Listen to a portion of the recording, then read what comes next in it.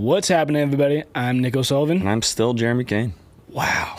And this is Beefin with the Boys. Jeremy Kane. What's up? What is on the gym playlist? What are you listening to? Damn. You gonna come for me like that? Yes, I am. All right. So I have 3 moods when I work out. Ooh, I like where this is going. Yep. So, all right. Mood number 1 is I need to be very productive. Big booty mix.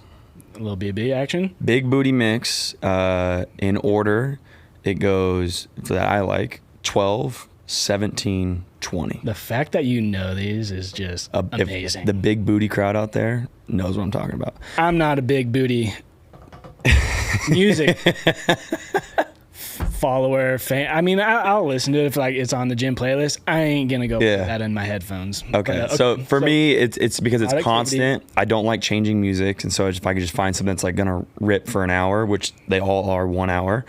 So I get in and I know I can throw that on. By the time it's over, I gotta be done with the workout. Can I just say that dude is incredibly talented?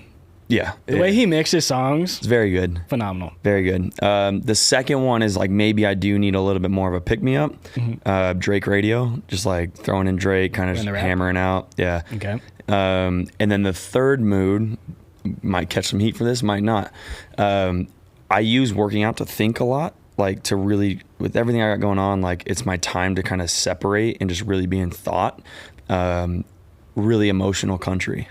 Remember we created this sad song playlist? I was gonna say sad song Mondays, baby. Yeah, like that is like what I'll listen to, and it just makes me think like about. It just puts me in a really good thinking mood. Yeah. So there's also times, honestly, I'll listen to nothing, but I'll have headphones in. You're thinking about like important business decisions. I'm thinking about bad times in my life. That's for the car ride home. The same music. The same music. That's what I'm listening to. It's just like. Yeah. I play back, oh man, this is so weird. I play back conversations in my head. Mm-hmm. Like I play back, business ideas. Like, all right, I want to get to this. Like, how do I do that? And, a lot of times that's like depends on my workout too. Like a lot of times that's just stuff I'm like flowing through movement and just kind of like there's no real metric to track. Yeah. It's just kind of like, hey, you're going to do this for 20 minutes. Like put on some music you can think to. I'm not one of those people I need music to like ramp me up. Typically, if I am not that motivated, then I do something else. Like I'll go for a run or something like super easy or go walk.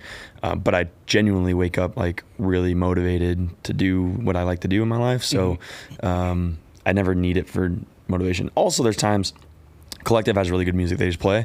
I just listen to that. Yeah. Only time I'll notice music too is if it's fucking annoying. Yeah. People can put on music and I won't care. I'm not that guy. But you start like hit me with some dubstep, I will leave. I'm a dubstep fan? No, dude, it's so annoying. Have you seen Grandma's Boy? No. Does this music scare you? It would if you had robot ears. I know you're on a Bill Murray kick right now. Bill Murray is up there, yeah. So for me, kind of in the same realm as you, like depending on the mood and whatnot. But lately it's been kind of like a punk rock, hard rock, getting into the Bill Murray mixes. Fantastic. Fucking love sad songs. Sad songs get me pumped up for, I don't know why, but they just do. But then it also kind of depends on what I'm doing. Like if it's going to be like a heavy lift, I want some like intense, angry music to like jazz me up or whatnot. So that could be anywhere from like screamo to... I guess it may be a sad song. I do like that. Yeah. It's like, I know so many people that like won't do a set until they find like the right song. Until it hits the beat at 103. It's like, shut up. just fucking push it. Just come on. I mean, I'm guilty of that. I will wait until 1 minute and 36 seconds until I begin my set. Start pushing it out. Dude, time my walk up to the bar for when it hits. I'm guilty. And then he hits the lift and he goes, damn, that's going to make a great Instagram reel. Sick.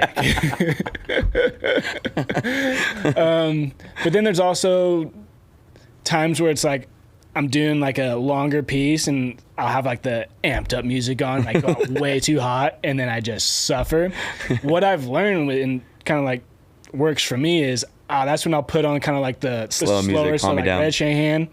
Like I'll just put on Red Shahan radio, like This Is Red. Yeah. And that'll just cruise right along. Dude. It just keeps me mellow. I'm not putting on like classical music. Yeah. but just some easy listening. Doesn't get me amped up, something I can enjoy and flow with. Side note, can you feel my left hand? Palm. It's moist. I am so cracked out on caffeine right now. Shaking.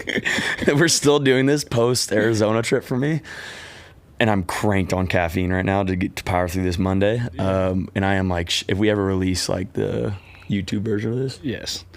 Yeah, I'm slowly sipping on this because I feel an anxiety attack coming at any moment. It's here, baby. It's here, baby. All right. And so one of the most frequently asked questions that I get involves people getting into training and specifically CrossFit. And these are people that have never experienced the sport, experienced a CrossFit functional fitness style training, workout. I'm going to have you answer this first, and then I'll kind of give my 2 cents about it as well. What would be some advice you would give for people that are wanting to try it out, get a little taste, see if it's something that they like? Yeah. What would you advise them? I definitely think doing classes. Okay. So calling a local box. Yeah, and you got to research the box or the CrossFit gym, just because, man, like I've seen so many CrossFit coaches that just don't know what they're doing. Yeah. And so like the analogy I always use when I go to gyms or visit gyms would I let my mom come in here and take a class? I've only had like 5 gyms that I would say like yes to. And the reason why I say that, because if you've never done the movements and you're not athletic, you're going to get a coach that's going to like try and drill home the idea of CrossFit being intense, and that's what drives results, which is true. But that's how you also get injured if you don't really know what you're doing. And like, it's the coaches that like think, I'm gonna skip ahead because I already kind of know what we're talking about, but it's like, it's the coaches that think intensity and falling on the floor means a good workout. Yeah.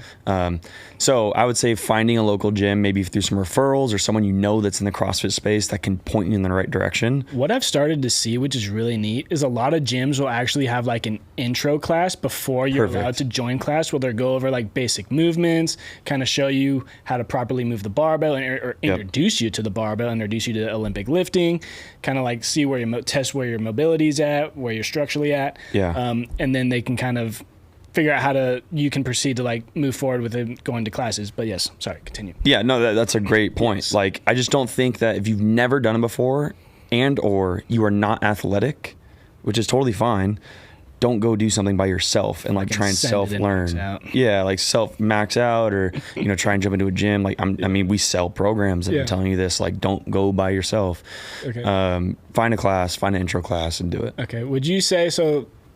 Somebody, no experience, whatever, wants to get into CrossFit. What would you say if they were like, I want to get on your program? Would you say like, hey, maybe go to a gym first, get some class experience in, and then dive into a program to see like. Yeah, that, or which is fancy? Yeah, that's funny. Something I actually did like this last month with someone. I said, hey, do 3 months of one-on-one coaching with me. That way I can make sure certain metrics that they have are met in order to be able to do a functional fitness program, or at least they have movement patterns understood. Are you analyzing their movement patterns? Yeah, video. Videos? Yeah, video. And I've been doing it long enough online. I could probably see more than the coach that's standing 2 feet from him. If you think provided you give the accurate angle. Yeah. Don't send me a crotch shot trying to do a clean. Yeah. And so that's what I would say. It's either, hey, do a class, then go maybe branch out for what maybe you're looking for, or hire one-on-one, get a better understanding of what you're looking for, if that's your coach or not, and then switch over. Yeah. I was going to say the same thing. There's most likely going to be anywhere between like 2, 3, maybe even like 4 boxes in your area, kind of depending on where you live. If you're like in a city, there's going to probably be a lot more than if you're like in a small remote town. Yeah. You might have one. Dude, we're talking 100 miles an hour right now at this cafe. Dude, we're on fire. I'm from California. So many ideas right now. But yeah, feel free to like drop in as many as you can. A lot of them will have like see if they have intro class. If they have an intro class, I think that's a huge plus. That's a green flag in my book. Do that, meet the coaches. The community is going to be, from my experience with dropping into so many CrossFit gyms, is that everybody is very welcoming. Everybody's got a great attitude. Yeah. And so just kind of gauge the atmosphere, see if you'd see yourself making a good fit, making good friends there, and enjoying the workouts. Look at the workouts, see if there's scaled options, but, just trying them out. Yeah. So that would be my 2 cents if you're looking to get into it. I wouldn't recommend, if you're coming from doing nothing or like any other like random sport to jumping onto an online program. Yeah. And just kind of winging it from there. Go learn the basics and then progress from there. Yeah, I agree. It's a good way to put it. Yeah. So let's say somebody has, they've been going to CrossFit for a while. They've been doing class workouts. I think a lot of gyms, I haven't been like training in like classes for like a long time. So I might get this wrong, but I think like nowadays, like people, it's like it's somewhat structured programming, like strength, or is it just kind of like random? Dude, you would think. Like, you think? Okay. You would think, but I've come to some gyms that it's just fucking. I dropped in for like 3 days, and I was like, "What are we doing? Yeah. Like, where are we at, and what are we doing?" Well, yeah, I mean, or it's just like they do a movement on Monday, and their total volume, let's say, is north of 150 reps on Monday, and then Tuesday comes around, it's a 20-minute AMRAP, 5, 10, 15. Yeah, it's like. Sick. Like, great. Like, and then they're snatching super heavy on Wednesday. I'm like, what are we doing? Like, we just did 100 handstand push-ups yesterday. Yeah. Like, and that's where it gets into the minutia of like, are you trying to just like constantly varied, whatever, like, or are you trying to get better? Trying to put people on the floor, or are you trying to progress? That's a good one. Damn. Gonna put that on. Yeah, and that's where I've dropped in a couple gyms. I'm like, this is a joke. Okay. And when would you advise, for lack of better words, like for people that are wanting to get a little bit more out of their training from, let's say, what their local gyms can offer them? Yeah. You're talking about when they should make that switch? Just what are some avenues that people can take? Yeah. So, I mean, that I'm going to stick solely with us. That way we get them. Good call. But, if you're at a gym, I would say, one, if you're at a gym, you're not making progress. Yes. Probably time to rather, if you like the gym environment, then switch to an outside source of programming, former Driven Life. Or, if you have a very specific goal, I want to do this competition, I want to do this event, and I want to do well, right? You could probably get away with doing a competition. Anyone can. I don't run more than 3 miles. I can go sign up for a half marathon tomorrow.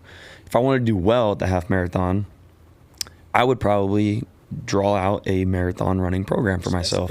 Yeah, specificity. So, if you're at a point in your kind of CrossFit class or like kind of MO where you're like, man, you know what? Every year, a really good one that we get in Texas is TFX. I want to compete in intermediate next year for TFX. Well, you should probably, if you really want to do it, go get a coach and or a program that's going to support that. I will always say that the best option is a one-on-one coach because they're working with your schedule, specific program, all of that, or a program that works that can get you better. Okay. And the reason why I say the one-on-one thing is like you have to peak, and like a generalized program doesn't peak unless it's like the open. Yeah. And I do think that's a good way to start in the kind of like individualized, kind of figuring out what you want to do moving forward. Yeah. And then maybe like finding like a program like you can. Yeah, like I mean, we just had a test week for Stay Beefy, and like everyone hit pre-R. Like it was insane. And so it's like when you look like that, like that's a progressive program. Yeah. But the qualifier for TFX is like in September. We're not building towards a peak at TFX to where if you're really wanting to go for it, we're going to be in the middle of a training cycle, and then you have to like stop and go hit these like intensity. And, we tried it the first kind of... I was about to say, we tried that. We tried it, just a lot of times it's not what people want. Yeah, we thought that, we had our community, we'd get the community out there, but, it's just not the goal for a lot of people, and that was a big learning lesson for us. Yeah, and so, I think I put in the chat all the time. If you're really looking for that, let me know. But it's really hard to write a peaking program. So if you have a specific goal, if you're just doing your local comp and want to get fitter, or you're not happy with the results, for sure, jump on the program. Okay. And then the next topic I want to talk about is, it kind of ties into, checking your ego. Okay. I want to say that like, check your ego. Yeah. Doing too much too soon. So advising people like, you're just new to the sport, you're new to the movements. It is okay to start scaled, start small. And then when would be some good indicators that, okay, maybe you can start, going to RX? which is prescribed? Yeah. You know, I break it down into like different skills. Okay. Like, you know, I think if you can't do 8 strict pull-ups, you probably should not be kipping. You shouldn't be doing anything of that nature. Okay. You know, if you can't. Okay, so these are kind of like key metrics that I pay attention to that so you know, and this was when I took the OPEX course years ago, but so I'm not creating any of this. Mm-hmm. But you know, a lot of stuff they teach is kind of progression in a phenomenal way. And so key metrics that I look for is a back squat of 1.5 to 2 times body weight. Okay. For a high level athlete. Or I guess like just as in general. Okay. Snatch be like 60 to 62% of that back squat. Okay. You know, Jesus. Yeah. You know, we want some shoulder health metrics that we have that are, you know, 10% of your max bench press. Okay. And the reason why it's important is like, okay, cool, you could bench press. Mm-hmm. It doesn't mean you can kip around on a rig for shoulder stability. So let's do some shoulder stability, and that weight should be at 10% of your bench press. Okay. You know, power clean equaling your bench press. That's a really good and easy one. You know, ability to do skills without the bullshit scaling. Like, okay. I'm a firm believer in like, don't go put 4 ab mats underneath the wall and do handstand push-ups. Like, just go do L-sit press or get stronger shoulders. Yeah. And so like, that's what I would say. And then, you know, the intensity, if someone's writing the program, ask what the intensity is and be able to meet the intensity. Okay. That's relative, right? So it's like if a workout of like 5, 4, 3, 2, 1 power cleans and ring muscle ups, for me is a 2-minute workout, super high effort, super high intensity. For someone who can't easily clean 225, there's no badge for doing 225. It's the training effect that we want. And so bumping the weight down maybe to 155 gets you that 2-minute time frame, okay. Which is go. Do you correlate kind of like intensity with time domain? No. Okay. Because like, for example, a high level athlete that can do Cindy, 20 plus rounds, that's moving pretty quickly. You get someone who can't do a lot of pull-ups, they're going to be struggling a lot, and that intensity kind of gets, it's just a different hit. Gotcha. Okay. So not always, oftentimes, yes, the longer you go, the lower the intensity has to be, but that's where you get into like the high level athletes are just clicking at a really high movement. Okay. A lot of times for me, it's load and pace. Okay. Like how fast you're moving. Okay. So like, you know, something that like I like to do is someone, if I want them to work on skills, but they don't have a high enough volume to be able to push the reps up. Let's say it's only like 5 handstand push-ups and then, you know, some double unders, but they're kind of proficient. So they can only do 20. You throw like a bottleneck movement in there that forces them to slow down, like a Turkish get up or something that's like, you can't go that fast doing a Turkish get up. But, you know, if we're trying to build volume over a long period of time, you start adding in 20 minutes or so, but you're spending 45 seconds to a minute having to do a wall walk or a Turkish get up, it automatically brings the intensity down. Okay. Yeah. And then is it okay to like mix and match, let's say, scaled and RX for like movements maybe you're a little bit more proficient as? So I'm imagining like some beefy dude, strong as hell, but maybe can't do some gymnastics very well. Yeah. Like scaling some of the workout? Yeah, I mean, instead of like having to like do like a complete scaled version of it? Yeah, that's like, that's the difference between like training versus like competing type thing. Like if you're in your gym every day trying to watch the leaderboard, like, yeah, you're gonna like run into some issues where like, who's really caring? Like, that's why it's always funny to me, like, that's the hardest challenge has been writing the community program, is picking the weights. Because normally when I do one-on-one coaching, I create the rep scheme and intent that I want, and I change the weight for the athlete just to figure out what he needs, or he or she needs. And so, yeah, I'm one of those, like, I could care less. If someone told me they RX or scaled it, I'm gonna look at the workout. What'd you do on the workout? What was your time on that workout? Yeah. With that weight that you chose, and go from there. Okay. Yeah, I think that's a really cool thing that we offer. We, depending on the workout, we have, you know, our prescribed weight, we've got a scale, but then at times we'll have like the RX plus. Yeah. Which is usually like a little bit more heavy. And typically when I do the RX plus stuff, it's because I test the workout and I know I'm a stronger kind of fit individual, and so it's like that's exactly what I wanted it to be. but I know majority of people need to kind of bring that down. It's like, instead of making RX down, it's like, I'm just going to give you guys 5 different options. Like, exactly. Yeah. When is it appropriate for somebody to go from, the prescribed weight to attempt like the RX plus? If you can, and we can add this in there, like start adding it in there, but if you can meet the intent, do it. Okay. But if you're 10 minutes longer because you can't lift the weight, like, there's no point in that. Gotcha. Yeah. Another question that, we often get asked, especially like within our community, people wanting to get into events and whatnot, is like, what level of competition should I compete at? Most competitions nowadays have multitude of, different options. You got age group, there's like an RX, let's say, then there's like an elite division. I would say that, like, it depends. Like, I don't like the people personally that like go down a division to win. So what I always kind of compare it to is like, if you don't have the skill, then go down to those divisions. Mm-hmm. If you just don't have the volume and endurance to be able to compete with the RX, then go to RX and just get better. Like, learn or get better, or reach that intensity. Versus like nothing bothers me more than like going to an intermediate competition and some dude knocks out 25 bar muscle ups unbroken. I'm like, I can't even do that. Like there's skills that, like, there's some guys that compete in intermediate that, like, I know would beat me on certain workouts, but they're competing in intermediate because maybe they're not as good at one workout that they saw. And so, what I would say, a general rule of thumb is, if you can see any workout and not even think twice about it, go RX. Yeah. And that's a pretty safe metric. If you're looking for skills that you can't do, stuff like that, maybe intermediate scale is probably the way to go. Okay. Elite, you would know if you're elite. Like, if you're having to question it, like, you'll know. Yeah. But RX, like, typically, like, I can go into you can go into like any gym, not worry about the workout, just be told to do and do it just fine at a really high intensity. Exactly. I know there's some people that are like, ooh, can't do that movement or can't do that weight. Like, okay, then you need to bring it back down. I think what's cool now is we're starting to see like a lot of these competitions doing qualifiers. I still think the number one way that you would fix the sandbaggers in any competition is if they implemented a licensing thing with CrossFit, where in the open, based off where you finished, you got given a ranking or a percentile to where then you applied your number to a competition. Let's say they give you like a license number. Yeah. You apply your license number into the event and they auto pick your division for you. So therefore you don't have guys that finish 3,000th in the world or 3,000th in their region, make the top 25%, and now they're going to do intermediate because TFX had a heavy barbell.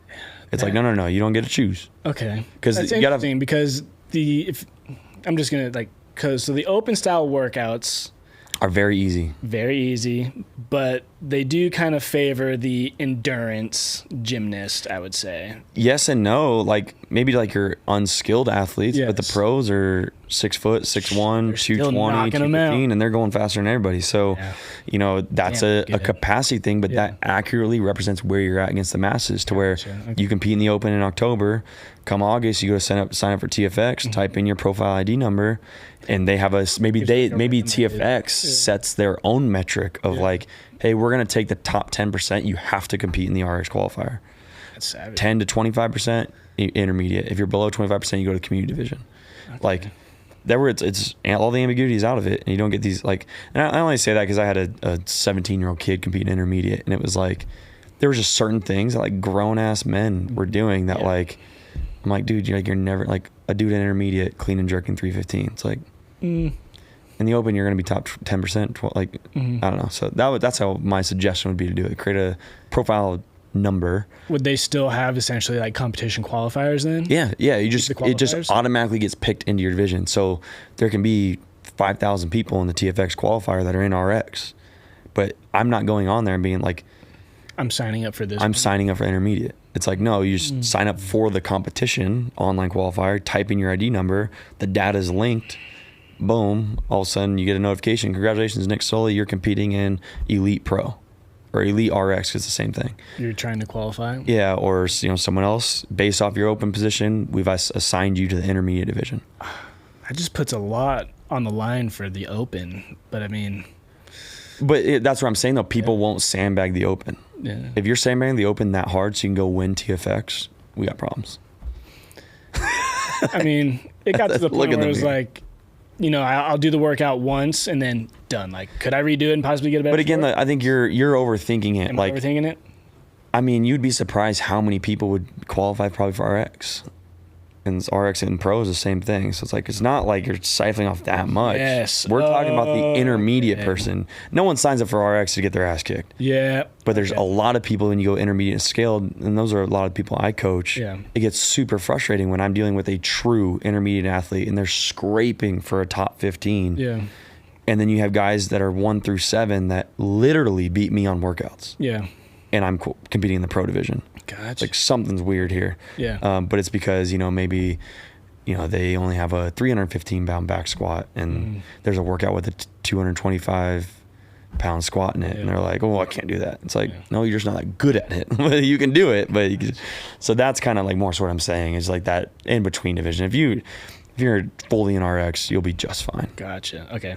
Every other sport or recreational activity does it. Yeah. To do the Boston Marathon, you have to go do a qualifying event in which when you go to register, it then tracks that data and sends you into a grouping. Yeah. Ironman, same thing. They give you groupings and start times based off of past performances. Fuck, I wish I'd done a High Rocks. I wonder if I think that is how High Rocks does. I mean, they have a pro division, and I'm assuming any old Tom, Dick, and Jerry just can't sign up. I think so too. High Rocks, get back to us on how you we want to know. Because I know they have like the weirdest time slots, and I think you're designated a time slot based off of your previous performances. I might be wrong. Yeah, but I could see that. Yeah, it's not a hard concept. No. Okay, and then this is something that I've wanted to talk to you about too, because I feel like you're gonna have some hot takes. Okay. What makes a good trainer and what makes a bad trainer? All right, a good trainer is someone who is not looking for the flashiest thing to do, who understands principles and the scientific reasoning behind what you're doing. Doesn't try and rush progress, like really stays true to kind of the build and the progress that's built into that. And they're not, like, to me, a good trainer knows what they give you. Like, hey, we're going to do this. Not a lot of people do this, but if then you ask, well, why am I doing that? Like, I would just be interested to hear a lot of trainers' response to that. Yeah. And I feel like, you know, the guys that work at maybe Gold's Gym or like some guys I wouldn't recommend to train anybody. It's, oh, you know, we want the pec muscle to work. And it's like, no, like I can chat GPT that shit. Yeah. Like, if you can't ask your trainer why. Yeah, you need to get a new trainer. Do this. Why? Yeah, why am I doing that? You? Like, and it's not to be like in a dickhole way, but it's like why? Why am I doing that?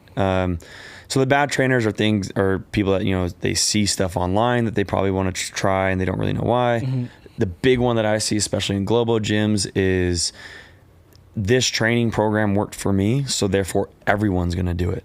So that's where you get in trouble, because you get the bodybuilding Joe who's out there training Stacy, who's 37 years old with 2 kids and has her doing pec deck flies and like shit like that because that's what they did. Just no depth to their response or reasoning. So depth to the response or reasoning, to me, really depicts a good trainer versus a bad trainer. I've been very lucky because I've only really worked with like 2 one-on-one coaches. When I was Spartan racing, it was with Dylan Maraglia. I brought him on as my running coach. Yeah. And at any point in time, like I would always ask him questions like, why the hell am I doing this? Depending on like where we are at in the schedule. Yeah. And he'd always send me like a breakdown list. This is what we're doing. This is why we're doing it. This is where we're going to go. And this is why we're going to, and then it's like, flawless. Working with you, same exact thing. If you can't look to your trainer and say like, why am I doing this? And like, where is it going to go? Then you might need to find a new trainer. And then we talked about this topic a little, maybe not the topic, but a little bit in one of our previous episodes.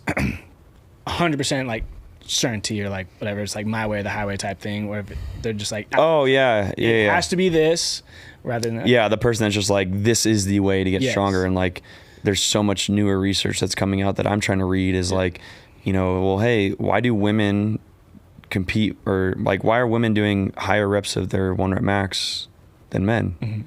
Right? Like neuromuscular efficiency. Like, so to me, if a woman can compete I've seen it 88 to 90% and they're doing 10 reps, why is that when I have to take a nap after I do 3 reps at 85%, right? Like, so then to me, the strength protocol changes. Okay. Because if you're at 90% and you do 3 reps and you walk away and you're like, all right, cool, what's next? Yeah. Is it really the same training effect? No. Mm-hmm.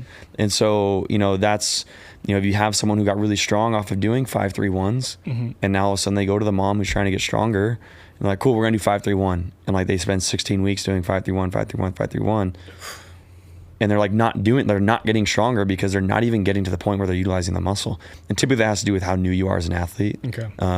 But that's a really good example of like people that just don't understand maybe multiple avenues of approach. Okay. And then this also kind of ties into that kind of similar topic as well. What makes a good training program and what makes a not so good training program? Clear progression. And when you have progression, there's 2 things that have to change. It's intensity and volume, and intensity drives results. So if there's not a laid out, intensity is relative, right? Like doesn't mean every single workout is maximum effort, but your intensity has to change week on week to be able to get stronger. The volume, it's a lot of the fit principles like that have to go into it, have to change in the workouts. Okay. And that doesn't mean you're changing exercise. And I think that's what a lot of people struggle with is that you get tired of doing the same thing. But it's like, as long as you're changing a variable of the fit principle, then you're going to get better. You just have to be able to do it. And so, that could be as simple as tempo. That could be as simple as reps. It can be anything like that. What I love the most about what you've done with us, the last cycle that we were on, our non-linear linear progression. Yeah. Never heard of that until you said it, and I was like, Jesus, that's beautiful. Chef's kiss. I PR'd my back squat by 20 pounds, I thought. pounds. Didn't even think that was going to be like a thing. We're doing like a bunch of lunges, and then all of a sudden like we're squatting heavy like a little bit, and then it's like, and then now we're at the end of the cycle, and it's like, all right, now let's go squat.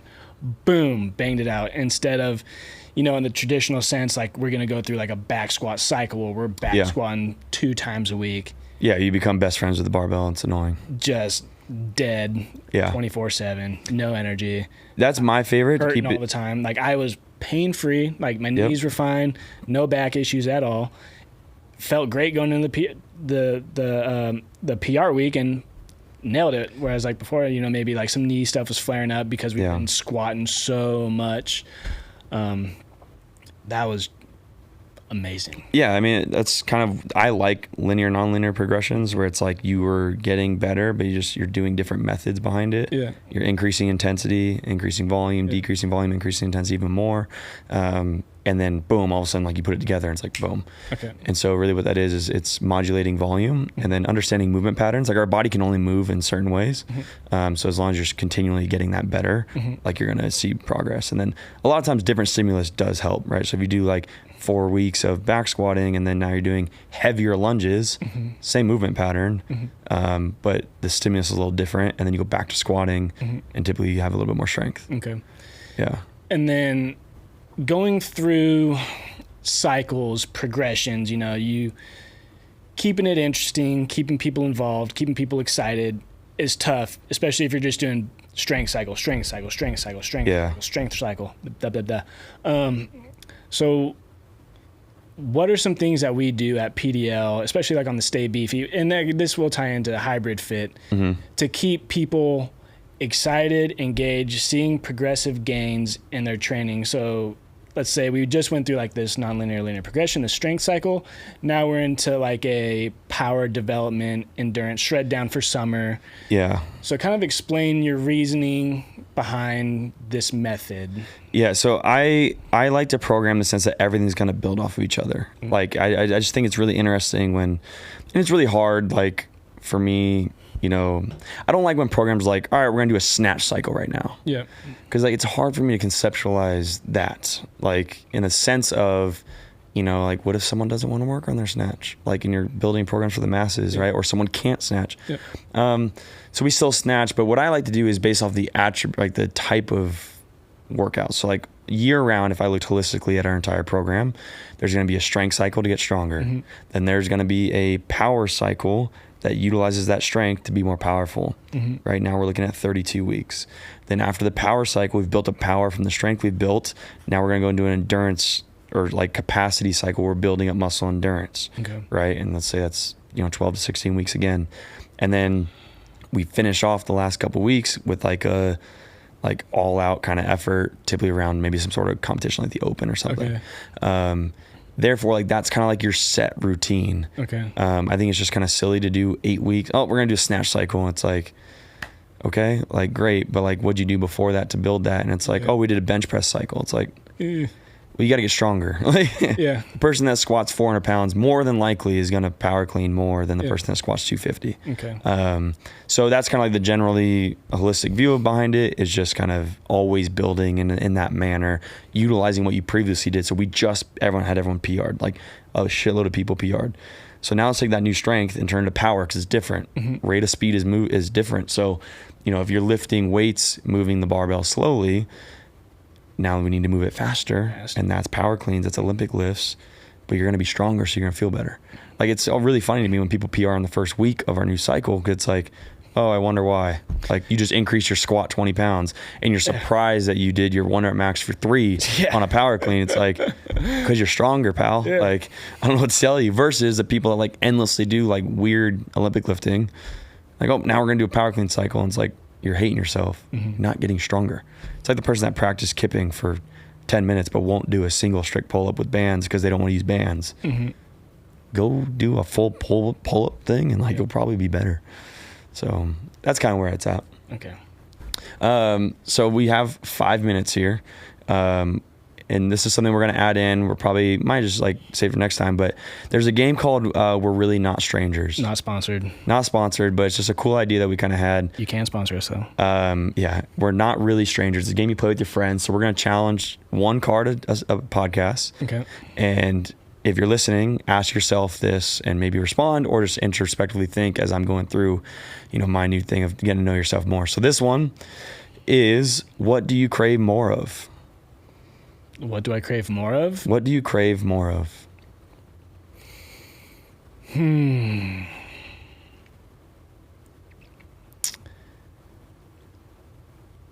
feel like I know what I want. I'm going to have you answer this. I feel like I know what I want to say. I'm just trying to articulate it. Yep. I want more connection with people, like genuine connection. Fuck, that's good. Like, why do you want to talk to me? Like, why, you know what I mean? Like, not like what can I do for you? What can you get out of me? It's just like, I would like to connect with people, and like valuable connection. And I crave that more with anybody. Like, I want to know you. I want to like figure out who the hell you are. Like, where can we connect on some sort of like emotional level, to where it's like, when I see you, I'm like, yo, how are you? Like, I think that's one of the coolest things, is like when my friends or just anyone I associate with hits me up, is like, oh, how was Arizona this weekend? It's like, oh, fuck yeah. Like, you pay attention. Stuff like that. I'd say I probably crave more confidence. Stop second guessing myself, overanalyzing, sticking to my guns more. Got it. Love that. So yeah, that's something we're going to do. Ask yourself, what do you crave more of, and what do you crave more in your life? What are you lacking in your life? Damn, that's a good question. Yeah, we got more. So it's a really fun game. You're supposed to be playing it with friends, groups of 5 or something, or maybe with like a significant other or partner. Nick's going to be my significant other on the podcast. Let's do it, baby. And so we're just going to ask one. The next week's whenever we air this, what it's going to be is, have you changed your mind about anything recently? So many times. So many times. Well, hey, we appreciate you for listening. Sorry my voice is all fucked up, but hopefully by the time we record again, it'll be much better. So, mixture of Fergie and Jesus, baby. Yep. Save this, listen to it, rate it. Like, share, subscribe, share it with a friend, share it with your mama. Thank you guys for listening, and we'll see you next time. Deuces.